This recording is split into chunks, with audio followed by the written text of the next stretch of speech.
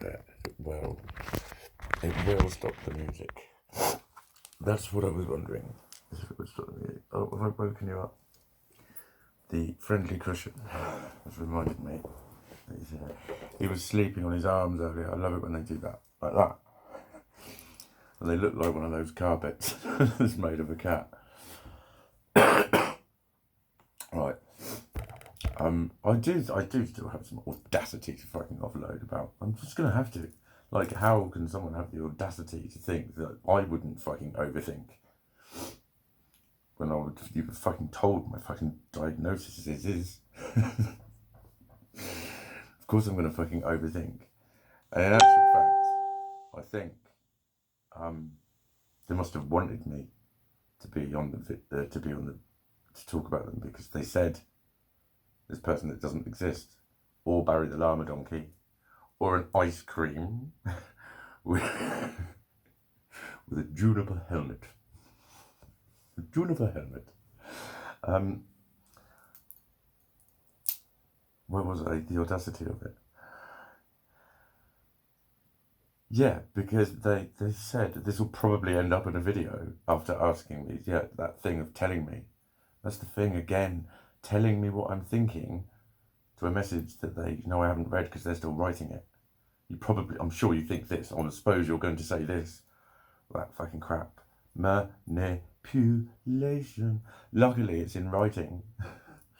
Luckily, it's in writing. The last few people that have done that to me have done it in writing. I was thinking, roll upwards. And you can just see how you've shot yourself completely in the foot. I just get bored of those conversations.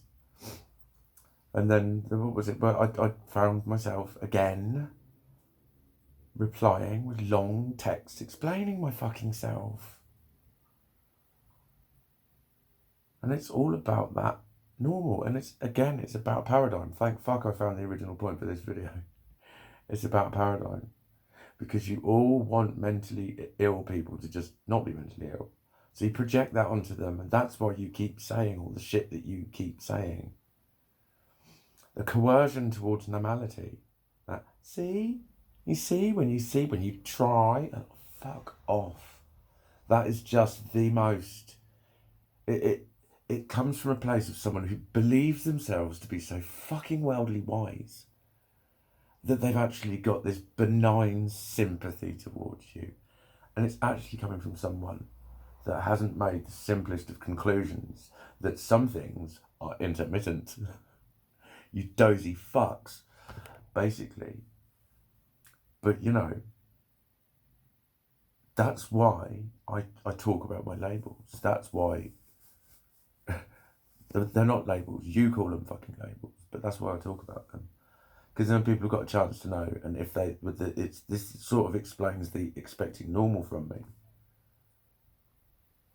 Because when people want you to be normal, or think you're normal really, and you just haven't realised it yet, with that smug superiority that they seem to just have, they reckon they fucking know you. They reckon they fucking know you. And no, I've missed the smug superiority bit. Fucked me over. I was going to make another point about it.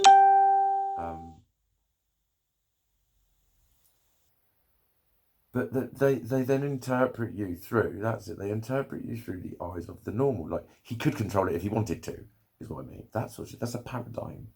That's one of your paradigms that I am subject to, and that's where it matters what people fucking think, mate. That's why it fucking matters. Because people then get highly fucking self-righteous about all sorts of shit that they decided about you. That just is fucking a billion miles from the fucking whatever planet it's supposed to have come from. And it's because you want them to be normal. You've got that urge, and you've got a subconscious mind. Therefore, it's a dick. It's a dick. Whenever you learn something new, your subconscious holds on to your old paradigms. I think the best living example of a paradigm was getting my degree and feeling weird about it. But knowing in my conscious mind that I wouldn't have enrolled if I didn't believe that I could do it. And knowing when I was there that everyone says, by the way, at least once you're going to think this was a stupid thing, I'm quitting. Everyone does. They tell you that on day one. You're going to want to quit. maybe several times. Most people have a huge meltdown that lasts a few days and they're packing bags and also, and they're like, no, I really can't. And that did happen.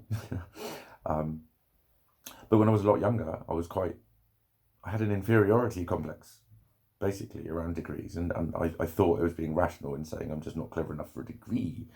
That sort of shit. Because my subconscious wanted to still believe it, but didn't think. It was waiting to go, because that's how much of a dick it is. It wants to revert back to what it wants, to what it thinks. That's why it's a dick, and it makes you be a dick. Because it makes you say shit like, it's okay, you're just different, that's all. And have full information about how I interpret things differently. And with a kindness and openness, you welcome that in. And then treat it as if it's all actually supposed to be this interpretation, that interpretation. And then talk to me in vaguenesses. Like, I think we're on the same page. What fucking page are you talking about? There isn't a book here. I've just told you a load of specific things in the words that mean the things. And I get back, I think we're on the same page. So you're guessing about something you're now calling a page. And you're taking that as, what the fuck is this? See how I can't communicate? You're telling me I actually think you're good at communicating. Don't do that shit to people. Stop trying to convince them that they're fucking normal. That is what you really do fucking wrong, because then you're expecting normal from them and you project normal upon them and you become more impatient with them. You don't just give them the space to be them and go, hang on, what if they don't quite understand it the same? What if it works differently for them? And that's what no one does. And that, you know, people genuinely thinking they're honest and open and it's okay. What they mean is it's okay to be around me, I won't judge you. But then they just carry on reacting to you as if you're interpreting them the same way. It's not like that. It's not like that. I know when people are making those differences for me. I know when I've seen people do this with me quite a lot. I know when there's a smile that isn't patronising. When people can just be like, okay, and are we done? They detach themselves from it and they make it so breezily, easily, simple. Because they know it's just me. They don't sit and try and go, because do you know what you're doing, most people, including the donkey llama?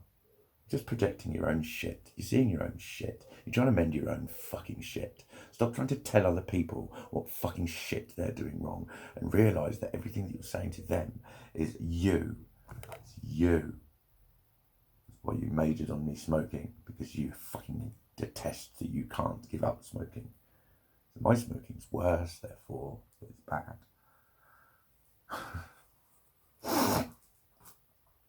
That's what everyone's fucking doing. They're bullying their own fucking bullshit paradigms onto me. In the face of thinking that they're not. Genuinely believing that they're not. Because people don't fucking look inside.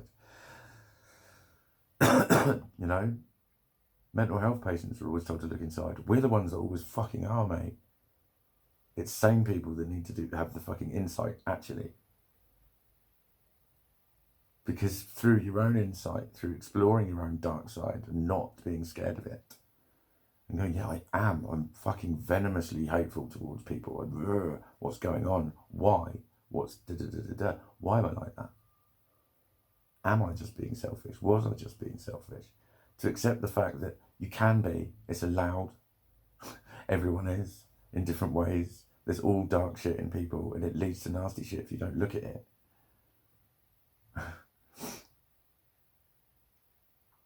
It's just, for me, the thing that I look at it with is also poisoned with it. So to remove it is to remove me. That's how indelible it became. And that's why I was on the verge of taking my clothes off and walking around a fucking hayfield. That's why it was fucking different. That's why it's fucking different. So I need to learn to just not fucking pay any heed to a nice sounding person that says, it's okay, you're just a bit different.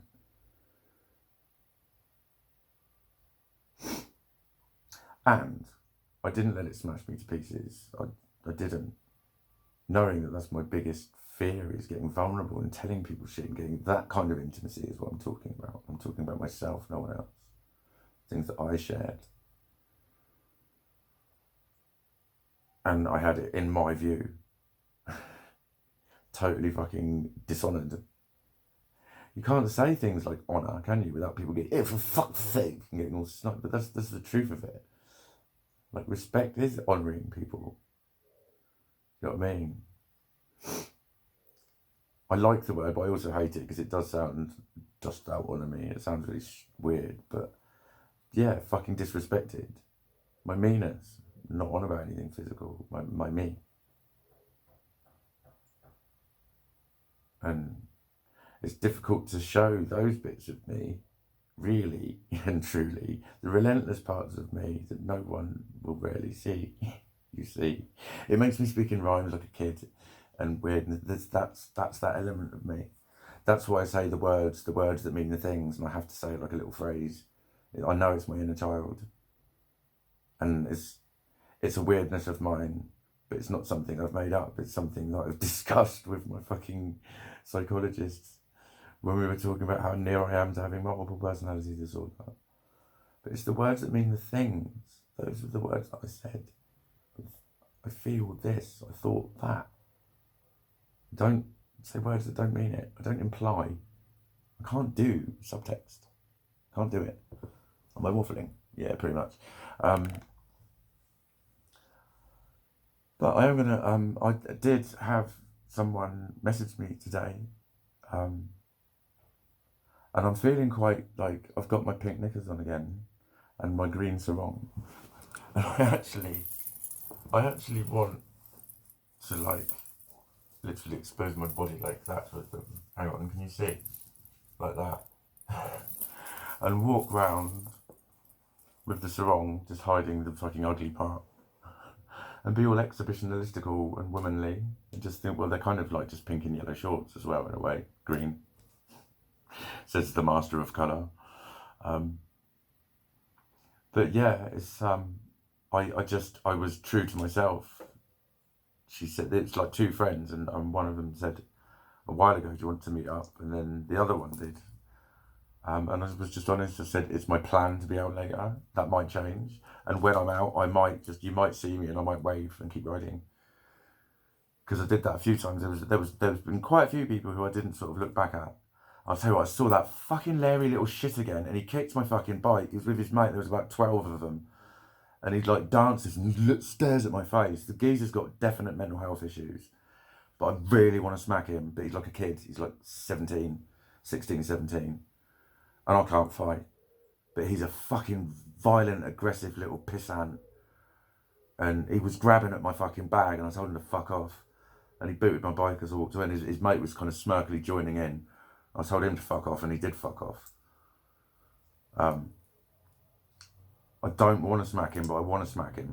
But the reason I want to smack him is that's the bit of me that keeps saying that I'm a fucking pussy and I never stand up for myself. And daring me and going, go on then, prove yourself and all that shit. And I don't want to do that over some fucking silly little kid who needs help. He needs fucking help. He needs a lot of help. He needs stopping telling that he's okay really and it's just, no, he needs a fucking lot of focused fucking help. Is what he needs.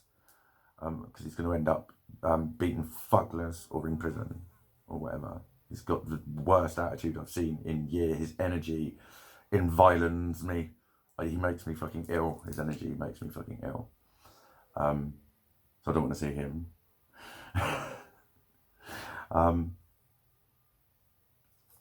Yeah, now I really am waffling, aren't I? Yeah. Okay. I think that's probably it anyway. Bye.